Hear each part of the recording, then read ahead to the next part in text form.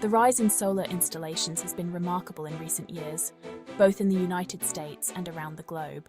This surge is fueled by increasing environmental awareness, advancements in solar technology, and the dropping costs of solar panels. In the United States, solar energy capacity has grown significantly, driven by federal incentives, state policies, and declining technology costs. The Solar Investment Tax Credit, or ITC, has been a major federal incentive, providing a substantial tax credit for solar systems on residential and commercial properties. States like California, Texas, and Florida have led the charge, with extensive solar installations contributing to their energy grids. Globally, solar power is also on an upward trajectory. China, in particular, has become a global leader in solar panel manufacturing and installations, making solar power more accessible worldwide. India's ambitious targets for renewable energy have resulted in large-scale solar farms, while Germany continues to innovate with solar technology integration in urban environments. However, the journey toward a solar-powered future is not without its challenges. A pertinent example is California, a pioneer in solar energy in the United States.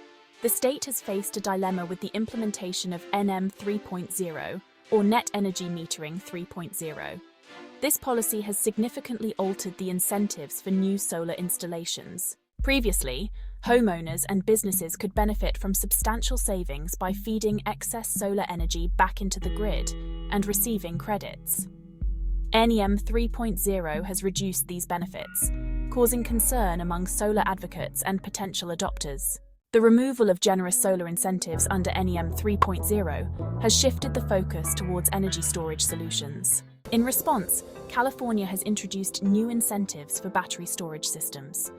This shift aims to encourage the adoption of home batteries, which can store excess solar energy for use during peak demand times or grid outages. While this is a positive step towards enhancing grid stability and ensuring a reliable power supply, it also presents a financial challenge for those considering solar installations without significant upfront investment. The situation in California highlights a broader issue in the renewable energy sector, balancing incentives and policy adjustments to maintain the momentum of solar adoption while addressing grid reliability and energy storage needs.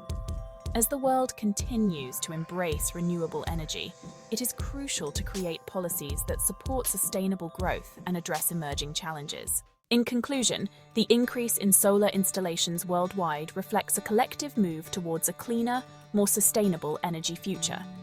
However, the experiences in California with NEM 3.0 underscore the need for thoughtful policy design that balances immediate incentives with long-term sustainability and energy reliability.